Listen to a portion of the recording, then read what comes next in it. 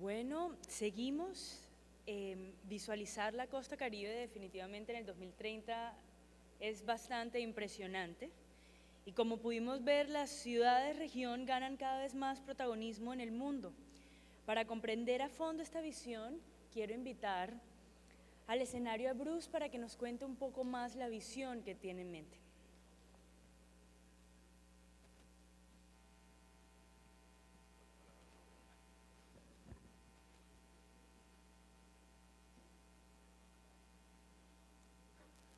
Bueno, muchas gracias. Después de este ejercicio donde tuvimos la oportunidad de compartir con ustedes lo que hemos venido soñando, el BID nos ayudó, el BID por supuesto además nos hizo todo el coaching, nos ayudó con la construcción de video, con la construcción, con el entrenamiento. La verdad es que uno queda emocionado, ya estábamos ahorita celebrando con nuestros compañeros de sueño lo que logramos hacer ahorita. Yo quiero hablarles un poco de por qué hace sentido verdaderamente que pensemos en esta ciudad-región. El concepto de ciudad es un concepto relativamente antiguo, aunque pudiera ser muy corto en términos de la historia completa de la humanidad. La primera historia que existe alrededor de ciudades, de lo que se ha logrado recuperar en términos de arqueología y demás, pues nos lleva al Valle del Tigris y el Éufrates, donde existió una ciudad, que es la primera ciudad de la cual se tiene historia, que se llamaba Uruk. Esta que aparece aquí, en donde se estima que estas pueden haber sido las ruinas de alguno de sus principales templos. La verdad es que ese concepto ha venido desarrollándose y se desarrolló durante muchos años, pero lo cierto es que durante toda la historia de la humanidad y toda la historia de la civilización nos hemos encontrado con que en la mayoría de ese tiempo, en la mayoría de ese periodo, el concepto de ciudad ha sido el que ha primado. El concepto de Estado es un concepto relativamente nuevo, que está más atado, digamos, quizá al siglo XX, o que está quizá más atado a las historias feudales de los siglos XVII y del siglo XVIII, pero en realidad la humanidad se ha venido desarrollando alrededor de ciudades. Se ha venido desarrollando alrededor de unos núcleos relativamente pequeños de desarrollo, que son las regiones o son las ciudades. Y ustedes recordarán algunos casos muy famosos de países que hasta hace muy poco estaban distribuidos en muy pequeñas repúblicas que en realidad eran ciudades-regiones. El caso de Italia es uno de los casos más famosos y de los casos que más conocemos nosotros. En ese orden de ideas, desde la República de Platón, donde él hace la referencia a su estado ideal, él en realidad comienza a hablar de los ciudadanos y comienza a hablar de las ciudades y nos presenta ejemplos de cómo nos podemos organizar no solamente como sociedades, sino nos podemos organizar como comunidades y cómo podemos además competirle a nuestros vecinos y cómo podemos competir con el resto del mundo. Luego aparecen los grandes imperios, que es un concepto bastante más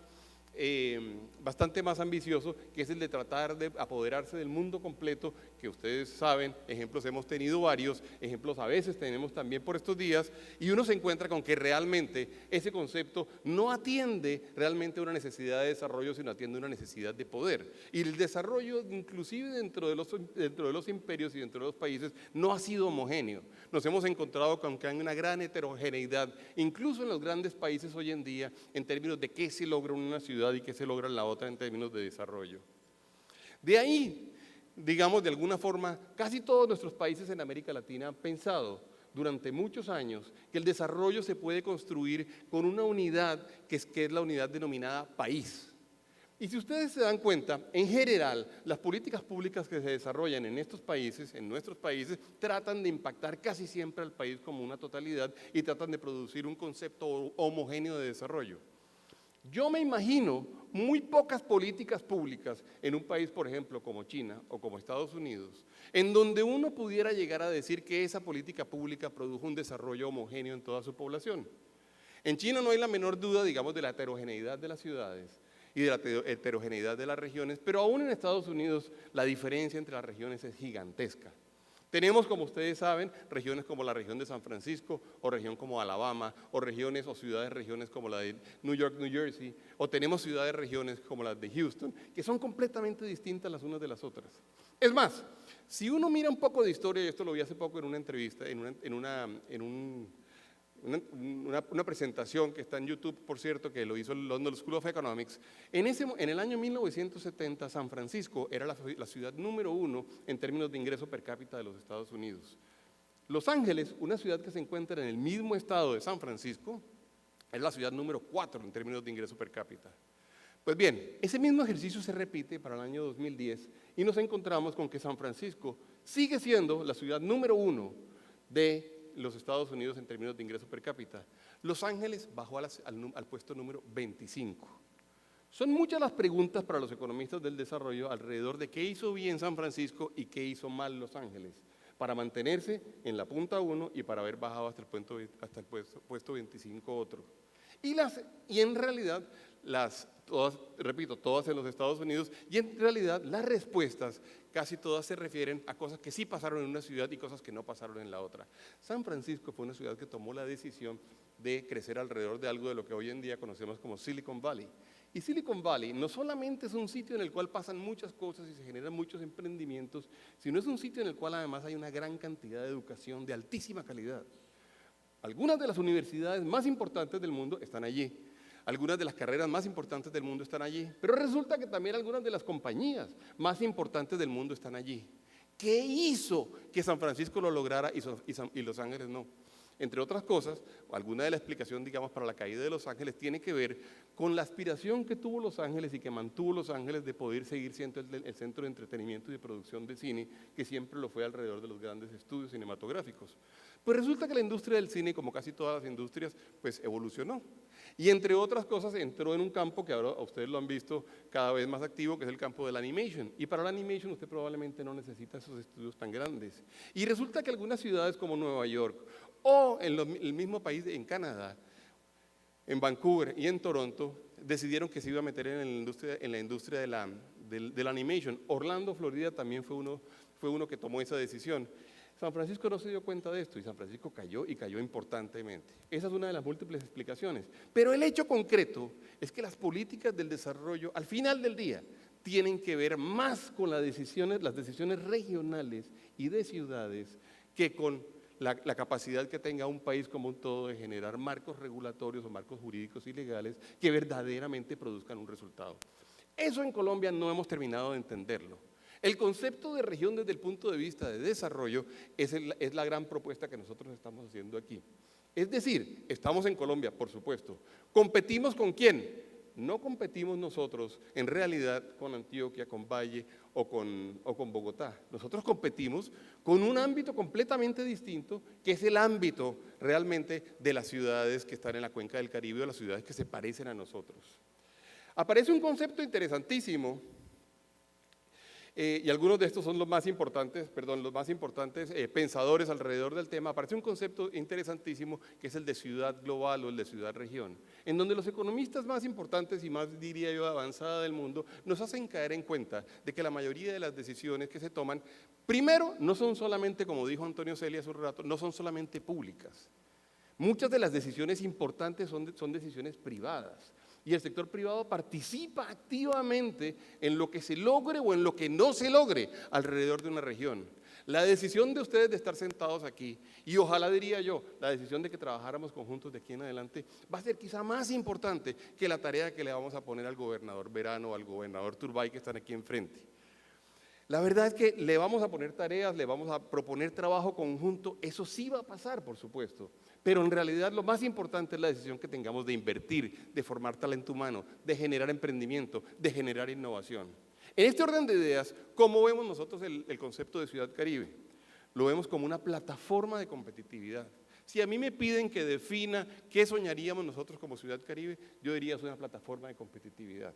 Una plataforma de competitividad que pretende ser una plataforma de alto impacto, como lo hemos denominado, o de clase mundial o de talla mundial. La pregunta que nos debemos hacer nosotros es, si tenemos, como tenemos, y vamos a ver ahora un poquito de eso, si tenemos como tenemos unas ventajas geográficas importantísimas, y ahora les voy a dar un dato que para mí ha sido, digamos, absolutamente revelador. Si tenemos ventajas importantísimas, la obligación que tenemos es la de hacernos la pregunta de ¿qué nos falta a nosotros para hacer una plataforma de alta competitividad como la que existe al otro lado del Caribe, como la que existe, por ejemplo, en Houston, o como la que existe en la Florida, o como la que existe en Veracruz, México? ¿Qué nos está faltando? Y la verdad, lo primero que nos falta, digamos, es el concepto de región. Pensarnos como un todo. No pensarnos individualmente como ciudades, que a veces están muy cerca la una de la otra, sino pensarnos como región. Para que se sorprendan, el concepto de ciudad-región en general en el mundo es un concepto que se mueve en poblaciones de habitantes que están entre 10 y 30 millones de habitantes. Pues bien, nuestra región Caribe tiene 11.400.000 habitantes, como les decía yo hace un rato. Hace mucho sentido que pensemos en ello. Pero además tenemos una ventaja gigantesca, que es una ventaja que además, por cierto, pues somos más o menos conscientes de ella, pero yo creo que valdría la pena que inclusive le pusiéramos algo de cifra. Yo me pregunté en algún instante, ¿cuál era la posición del Caribe en términos de del resto de ciudades y del resto de puertos y del resto de centros productivos? Y hemos llegado a la conclusión de que el Caribe es el centro del mundo. ¿Qué significa que sea el centro del mundo? El Caribe es el sitio más cercano al resto de centros productivos que existe en este momento. Si uno hace los cálculos inclusive en términos de kilómetros y uno suma cuál es la suma de kilómetros que tenemos entre el Caribe y Nueva York, el Caribe y Rotterdam, el Caribe y Japón, el Caribe e Indonesia, el Caribe y Corea, el Caribe y la costa este de los Estados Unidos, la costa oeste, Brasil o Argentina, nos encontramos con que nosotros tenemos una suma que nos da en este momento 120.000 kilómetros, la suma de las distancias al resto del mundo. Un puerto como Nueva York está a 135.000 kilómetros, Shanghai está a 139.000 kilómetros, San Pablo está a 144.000 kilómetros, Singapur está a 135.000 kilómetros, Rotterdam 147, Colón, Panamá, que es quizá quien nos compite más, que también está en el Caribe, 122.000 kilómetros, Los Ángeles 135.000, Melbourne, Australia 144.000 kilómetros. ¿Por qué la suma de esos kilómetros nos da menos a nosotros que lo que da al resto del mundo? Porque estamos en el centro del planeta. Esta, desde el punto de vista económico, es la economía más cercana al mismo tiempo a más economías que existen en este momento. De manera que la invitación, como lo hemos venido diciendo, es a que saquemos el jugo de eso, que lo entendamos nosotros, pero que además se lo contemos al mundo y que le digamos, usted tiene la oportunidad de estar muy cerca de todos los mercados al mismo tiempo si se ubica aquí. Ahora, parte de lo que yo he querido, de lo que sí tenemos, la obligación que tenemos nosotros aquí, yo la tengo y la tienen, digamos, todos los convocantes y los líderes que han trabajado, es la de reconocer que esta no es una idea completamente nueva. La idea de trabajar en el Caribe es una idea relativamente antigua. Lo dijo inclusive Antonio Celia cuando en 1919 se crea la Liga Costeña o la Liga del Caribe, cuando los foros del Caribe se llevan a cabo durante esos 7 años, esos 12 foros del Caribe. Lo que sí es claro es que en realidad no hemos sido capaces hasta ahora de explotar esa ventaja que tenemos. Nos hacíamos una pregunta inclusive con el BID, con Luis Alberto Moreno, con Rafael de la Cruz. ¿Será que este es el momento realmente, y las cosas no pasan sino cuando deben pasar, será que este es el momento realmente para que pongamos nosotros el detonante y logremos ser una de las economías más competitivas a nivel mundial? La respuesta nuestra es sí. Pero les quiero hacer un poco de historia, porque además en esto me ayudó Ricardo Plata haciendo un poquito de arqueología periodística. Les quiero contar que esta idea es una idea que ya tuvieron nuestros antecesores, inclusive algunas personas presentes en este foro. Hace 35 años, este era el titular del Diario del Caribe y los titulares del Heraldo. El Foro Costeño sienta bases para la integración regional. Ricardo Plata me dijo hace poco que esto era hace 35 años y 2 meses. Por cierto, algunas de las personas que clausuraron el coro, uno de los más importantes que en ese momento era ministro de Comunicaciones, es el padre de la exministra Natalia Bello. Pero además nos encontramos con una gran cantidad de información, nos encontramos con el foro, con todas las informaciones sobre el foro costeño. Y decían, por ejemplo, un titular que decía, nos aguardan tiempos prometedores. Pedro Bonet participará, las conclusiones del foro costeño, vamos a tomar una decisión en términos de una integración regional. No es una idea nueva, es una idea absolutamente, digamos, pensada, madurada, rumiada y digerida por nuestros antecesores. Pues bueno, tenemos nosotros, diría, la oportunidad de hacer que todo ese conocimiento que existe, que por cierto Adolfo Messiel también nos ha ayudado a recopilar, Gustavo Bell nos ha ayudado a recopilar, Eduardo Posada Carbón nos ha ayudado a recopilar, Adolfo, como decía ahorita, Ricardo Plata, que ha estado trabajando en eso. Vamos a tratar además de construir sobre las cosas que ya hemos aprendido, vamos a tratar de construir sobre las reflexiones anteriores y vamos también a ver en dónde fue que de alguna forma fallamos para poder sacar este trabajo adelante. Si uno dijera y quisiera hablar de un poco más de las ventajas que tenemos hoy en día, que son ventajas obvias con las cuales ya contamos, que de alguna forma deberían ser la base para la construcción de la plataforma, uno pudiera en este momento decir, somos además la puerta de entrada al sur, o la puerta de salida al norte, o la puerta de salida al occidente y al oriente, por las cifras que vieron ahorita. Tenemos además conexiones absolutamente regulares y absolutamente eficientes con 5 continentes. Somos quizá uno de los muy pocos lugares del Caribe que no tiene huracanes. Y esto sí que es importante para lo que dijo la ministra hace poco. Podemos desarrollar un turismo durante todo el año sin el riesgo de tener que entregar los vouchers que entregan a veces los hoteles porque hay lluvia y no le puedo atender su reserva en algunos otros lugares. No tener huracanes es una gran ventaja. Tenemos el mar Caribe más hermoso que podamos imaginarnos al tiempo que no tenemos huracanes. Estamos cerca, como les decía, de los Estados Unidos y el Pacífico, y cada vez más, y ahora hemos visto, tenemos cada vez más frecuencias internacionales que nos permiten comunicarnos en forma directa, muy expedita, muy rápido con el resto del mundo. Hoy por hoy, el 89% de la carga de importaciones y exportaciones de nuestro país sale por alguno de los múltiples puertos que tenemos en la región. Somos una ciudad de puertos. Perdón, la ciudad Caribe entendida y una región de puertos. Estamos llenos de puertos, además de puertos de altísima calidad. Si hay un sector en Colombia que se ha desarrollado con potencia, con decisión, con innovación, con emprendimiento y que nos encuentra y que está en los mejores estándares mundiales, es el sector portuario colombiano. Tenemos adicionalmente en este momento la decisión de hacer unas inversiones de infraestructura que ya suman cerca de 7.4 billones de pesos. Ahora, ¿son suficientes? No, evidentemente no son suficientes, pero son un síntoma de que sí tenemos nosotros la decisión, y los gobernadores han sido un ejemplo en ello, por ejemplo en los OCATs de regalías, la decisión de invertirle a la infraestructura, que es uno de los detonantes, sin la menor duda, del desarrollo, como lo es también la educación, lo mencionaba Antonio Celia ahorita. Tenemos, además, y esto es una ventaja inmensa, si uno hiciera la suma de cuánto nos vale a nosotros la infraestructura que nos falta, nos encontraríamos que dada una característica muy especial, que es la cercanía entre nuestras ciudades, en donde tenemos una distancia de no más de 200 kilómetros entre Santa Marta y Cartagena, la verdad es que las necesidades de infraestructura no son inalcanzables. Uno pudiera, no en el año 2030, uno pudiera en el año 2018 o en el año 2020 contar con una infraestructura y una conectividad de altísima calidad con una inversión relativamente baja. Esa es una ventaja impresionante. Si uno, y lo voy a decir claramente, si uno quisiera desarrollar otras regiones del país, la altillanura, por ejemplo, requiere unas inversiones gigantescas, no solamente en vías, también en distritos de riego, también en presencia del Estado, también en civilidad, también en educación, también en salud. Nosotros de alguna forma tenemos una región más o menos pequeña en términos de las 3 ciudades, en la versión ampliada de las ciudades a la cual me voy a referir ahorita, es todavía pequeña y es todavía manejable. Las inversiones que podemos hacer y que deberíamos hacer para ser altamente competitivos no son inalcanzables y lo podríamos lograr pronto. Esto es muy valioso, lo mencionaba Rafa Vergara cuando hizo la presentación ahora. Estamos llenos de riquezas ambientales. Somos una región potente en términos ambientales, una región valiosa en términos ambientales. Y tenemos algunos parques importantes, tenemos sitios importantes, tenemos formas de trabajar con nuestro ecosistema que pudieran ser significativamente mejores, sí, pero la región está llena de riquezas ambientales y eso lo aprecia el mundo. Qué bueno que uno pueda tener al mismo tiempo un gran desarrollo turístico, un gran desarrollo sostenible, un gran desarrollo industrial, un gran desarrollo empresarial. Esa es una ventaja casi que única, una ventaja que además el mundo aprecia en forma importante.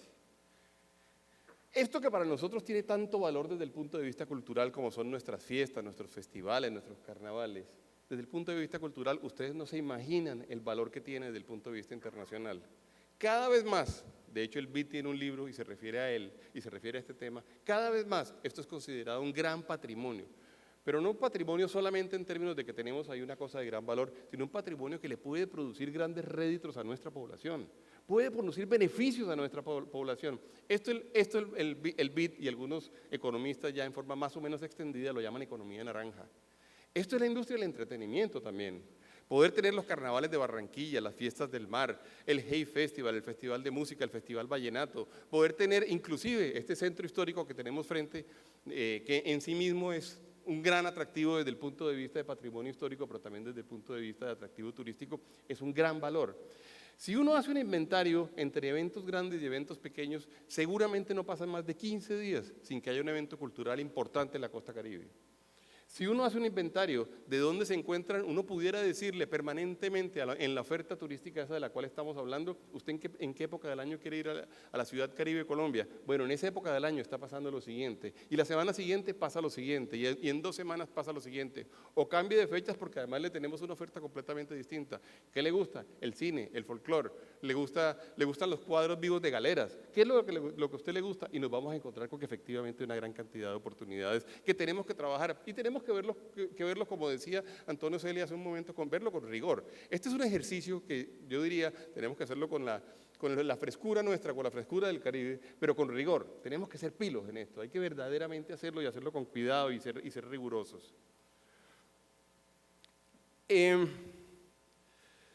Esto de alguna forma ya lo mencioné porque era la posición geoestratégica. Hemos pensado entonces en que podemos trabajar en la región Caribe pensando en que haya un nodo central, y los nodos centrales tienen la virtud de que son grandes jalonadores de muchas cosas, son grandes jalonadores de educación, son grandes jalonadores de ingresos, de producción de impuestos, de producción de recursos para los departamentos, son grandes jalonadores desde el punto de vista de salud. Tendremos centros y tenemos centros de salud o de servicios de salud que además serán importantísimos para toda la región. Y ahí nos hemos imaginado, digamos, la gran plataforma que podamos vender a nivel internacional. Pero resulta que eso no es lo único que tenemos. Tenemos una región que además es tremendamente rica desde el punto de vista agrícola y agro. Si Colombia piensa y Colombia quiere y toma la decisión verdaderamente de ser una despensa de alimentos como nosotros creemos que debemos tomar la decisión, y eso tiene que pasar relativamente pronto. Si Colombia quiere hacer esto, es claro para nosotros que la región Caribe puede ser la despensa de alimentos de la cuenca del Caribe. Nosotros tenemos una gran cantidad de sitios tremendamente productivos que van desde el Urabá antioqueño hasta el Cesar, pasando por la Magdalena Medio, por los Montes de María, por la Mojana, pasando por una gran cantidad de Córdoba, sin duda, que es quizás esa tierra tan fértil y maravillosa, y ahí podemos generarnos un gran clúster alimenticio. No solamente para que trabajen nuestros campesinos, no solamente para que trabajen los finqueros, los ganaderos, sino además para que logremos hacer incluso proyectos de valor agregado más cerca seguramente al nodo central, en donde le agregamos valor a esos productos, donde procesamos, por ejemplo, las carnes, o donde le damos carácter de ser orgánico, o donde somos capaces de convertir algunas cosas en otros productos y podemos nuestras frutas convertirlos en jugos o convertirlos bueno, en fin, las alternativas son muchas. Pero si uno piensa entonces toda la región como una oportunidad, y yo siempre he dicho, no tengo la menor duda de que el destino de Colombia de aquí a unos 20 o 30 años será un destino definitivamente en la industria de producción de alimentos. La región nuestra puede ser el gran centro de producción alimenticio del Caribe, de toda la cuenca del Caribe. Hemos hecho algunas encuestas, hemos hablado con mucha gente y le hemos preguntado, ¿ustedes qué piensan de esta idea? La mayoría de la gente tiene una idea positiva y se entusiasma, digamos, alrededor de la idea, pero también dice, tenemos varios retos por delante. Y lo decíamos hace un rato, tenemos que creer en las instituciones y tenemos que hacer que nuestros habitantes crean en las instituciones. Hay una sensación, evidentemente, de que en el Caribe tenemos que dar una lucha contra la corrupción importante. No voy a decir que seamos más o menos corruptos que otras regiones, pero esta región tiene que dar su lucha propia. Y nosotros tenemos que garantizar que los recursos son bien administrados, y tenemos que garantizar que la gente paga sus impuestos, y tenemos que garantizar que una vez se pagan esos impuestos, logramos hacer las inversiones correctas. Tenemos un reto importantísimo en construcción de equidad. Nada de esto va a funcionar si nosotros no pensamos en el tema social. Nada de esto va a funcionar si no somos capaces de producir más equidad. Ser una región de ingreso medio o de ingreso alto, como mencionaba Rafael de la Cruz hace un rato, no va a tener ningún sentido si ese ingreso se queda concentrado en unas pocas personas o se queda concentrado en unos pocos inversionistas. Tenemos la responsabilidad de que esto sea para toda la población. Tenemos que trabajar en la construcción de aparatos políticos confiables, en el sentido de que todos tenemos que confiar en los políticos, nos tenemos que sentir bien representados y tenemos que sentir que las administraciones se alinean con las decisiones y con el deseo de sus poblaciones. Vemos con gran con gran optimismo, y se lo digo por ejemplo a los gobernadores y a los alcaldes aquí presentes. Gobernador, no lo había visto, está usted por allí escondido, el gobernador de Sucre. Muchas gracias por estar aquí. Tenemos una gran esperanza de poder trabajar, por ejemplo, con los gobernadores en la construcción de las prioridades de inversión de las regalías y de los OCATs. Que este tipo de debates y este tipo de foros digan en dónde queremos invertir las regalías que son de la población y que son en realidad de la región. Ese ejercicio es un ejercicio que vale la pena construir. Quizá le terminaremos dando un ejemplo de democracia también al resto del país y a otras regiones del mundo. Tenemos además que entender que los liderazgos deben ser confiables. Tenemos que construir liderazgos confiables. Que la gente que de alguna forma, las personas que de alguna forma toman la decisión de ponerle el pecho a las decisiones públicas o a las decisiones que tienen impacto sobre la población, sean confiables y que en general la ciudadanía confíe en ellas. Tenemos que trabajar en el sistema educativo.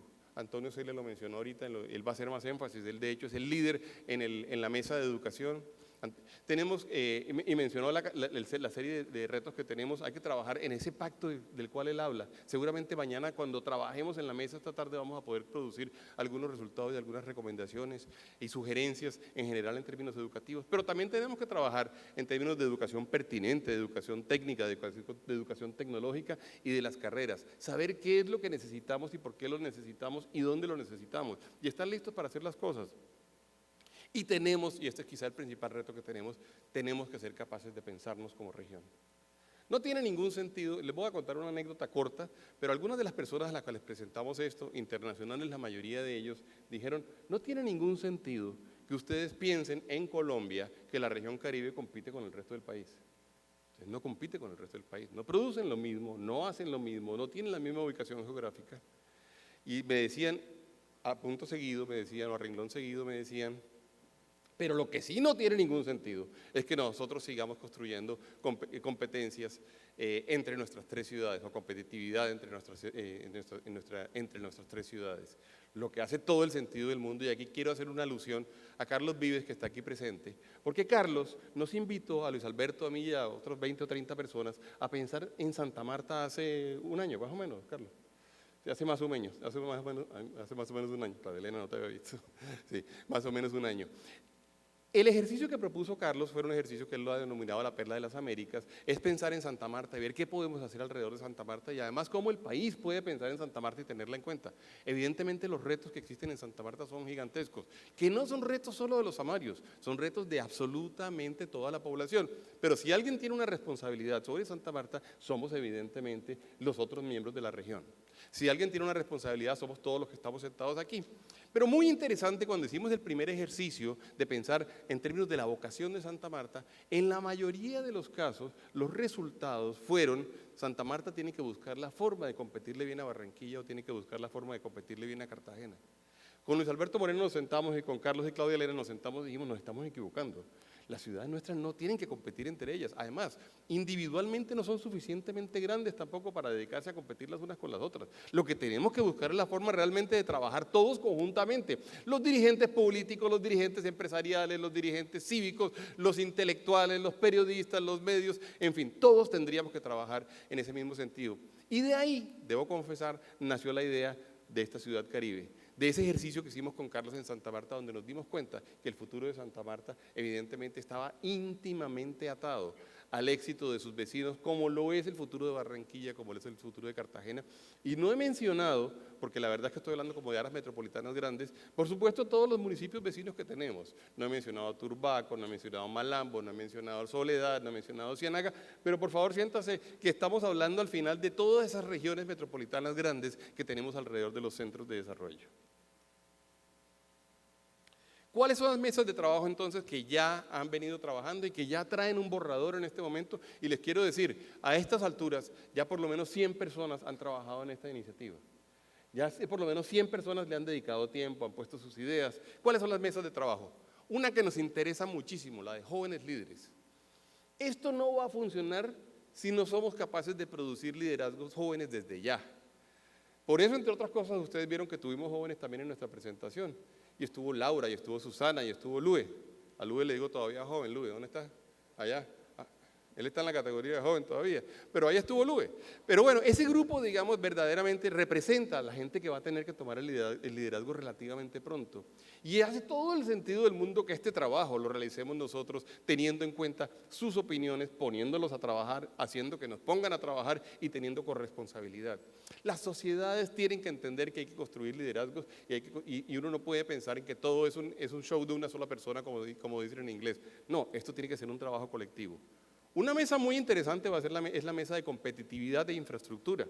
Esa mesa va a ser la que de alguna forma va a conformar todas las propuestas que haya para saber cómo vamos a lograr nosotros verdaderamente. Ahí veo a José que está aquí también de la Cámara Colombiana de Infraestructura del Atlántico, de cómo nosotros vamos a lograr construir esta plataforma de competitividad de la cual estamos hablando. Está la mesa de desarrollo social, está Samia Sud trabajando en ella, está Natalia Mesa, está Juan Carlos Franco, hay una gran cantidad de gente trabajando en esa mesa. Esa mesa es la que además entiende que el sector privado tiene un papel fundamental en la construcción de equidad social. El sector privado tiene un papel fundamental en las responsabilidades con nuestra población, no solamente en nuestras ciudades, sino por ejemplo también en La Guajira, lo que está sucediendo, o lo que sucede por ejemplo con el agua en Santa Marta. Tenemos un reto inmenso. Y tenemos que imaginarnos caminos paralelos de desarrollo. Tenemos que desarrollar al mismo tiempo, generar al mismo tiempo buenos indicadores de desarrollo en la sociedad y nuevos indicadores en términos de competitividad. Si no lo logramos, vamos a estar perdiendo el tiempo.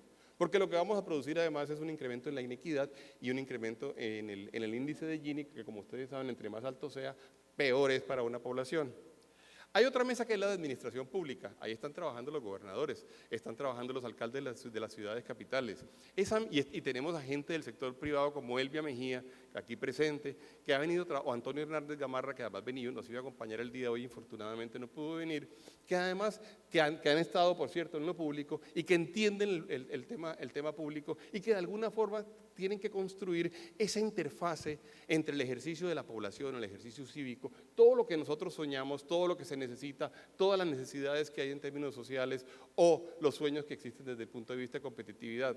Nuestros mandatarios, nuestros gobernantes son pieza fundamental en este ejercicio, por eso tendrán además esta tarde la oportunidad y mañana también hablará el gobernador Verano, que ha estado particularmente interesado en este tema. Mañana ellos nos contarán cómo están viendo el ejercicio y lo que ellos hasta ahora han hecho, porque les quiero decir que han trabajado, y eso es valiosísimo. Tenemos una mesa de innovación y emprendimiento, como nos dijo Osvaldo hace un rato. Nosotros además debemos ser un centro de innovación. Nosotros tenemos que pensar en términos del futuro, tenemos creatividad. La creatividad nos sirve para muchas cosas. Está demostrado que además toda esa creatividad que hemos sabido canalizar muy bien hacia el arte ha colocado, digamos, nuestra región quizá en uno de los más altos niveles a nivel mundial en términos artísticos. Pues bueno, esa creatividad para los que no cantan tan bien o no cantamos tan bien como Carlos, pues se la podemos dedicar a otros temas como por ejemplo hacer innovación y hacer emprendimiento. Esa mesa es una mesa que está trabajando en este momento. Osvaldo es el líder de la mesa y hay una gran cantidad de gente que está trabajando. Antonio Celia Jr., que no sé si está aquí, está trabajando, allá lo veo, es parte de esa mesa, de manera que esa mesa es una mesa que está trabajando y tienen 10 o 20 personas. Además les recomiendo mucho que cuando vaya al trabajo a las mesas puedan oír lo que se está diciendo. Está la mesa de educación, la que Antonio Padre está, Antonio el Viejo está liderando. Me imagino que, ¿dónde está Antonio el Viejo? ¿Se fue? Allá está. Antonio el Viejo está liderando prioridad número 1. Claro que es prioridad número 1. Nada de esto se va a lograr sin educación. Y nada de esto se va a lograr sin educación en la primera infancia, por supuesto en la primaria, en la educación media y en el bachillerato. Ese tiene que ser un compromiso grande. Y entre otras cosas tenemos que hacer un compromiso muy grande también para desligar ese tema que es un tema prioritario para la sociedad, por ejemplo, de temas como la corrupción. Ahí tenemos un reto importante y ahí tenemos que trabajar, tenemos que decirlo con claridad, con tranquilidad, pero tenemos que ser sinceros. Ese ejercicio es un ejercicio que debemos hacer.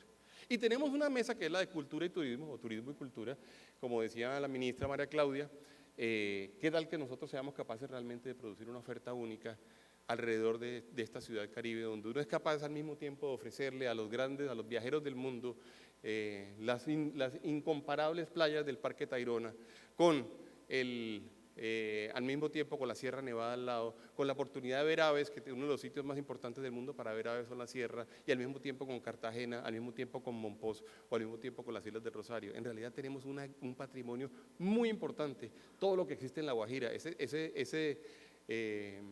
desde Palomino hacia arriba, no crean ustedes que cuando uno lo mete en una oferta única es un patrimonio increíble y somos capaces y deberíamos ser capaces de integrarlos en una sola oferta. ¿Qué se requiere? Se requieren muchas cosas, se requiere cohesión social, una visión compartida, se requiere ser sostenibles, se requiere interactuar con las otras redes, se requiere ser digital, necesitamos además estar a la punta de la tecnología, necesitamos sostenibilidad a largo plazo, cooperar regionalmente, trabajar con los administradores públicos, tener un buen diálogo con la política. La política de alguna forma ha estado como tremendamente desprestigiada en nuestra sociedad. La verdad es que los políticos son nuestros representantes en la toma de muchas decisiones, tanto en el legislativo como en el grupo administrativo del ejecutivo. Ese es un ejercicio que tenemos que sacar adelante. Ese es nuestro sueño, ese es el trabajo que pretendemos hacer. Queremos que esto no quede solo en declaraciones, no quede solamente en que todo el mundo dice lo que sueña, todo el mundo dice lo que sueña, sino que verdaderamente podamos trabajar por eso y que tengamos logros y ojalá logros y victorias tempranas, victorias de mediano y victorias de largo plazo. Ese ejercicio es un ejercicio que tenemos que realizar entre todos. La verdad es que yo ando tremendamente emocionado con la receptividad que ha tenido la idea. Este grupo es un grupo que ya en algún momento la sala ha tenido más de 600 o 700 personas. Juan, ¿cuántas personas ha habido aquí? Tenemos en este momento 620 personas. Les recuerdo, íbamos a arrancar con 500 personas, con 50 personas y fíjense por dónde vamos. Eso es un muy buen síntoma. Eso habla de que probablemente este sí es el momento para tomar esta decisión. Les agradezco mucho.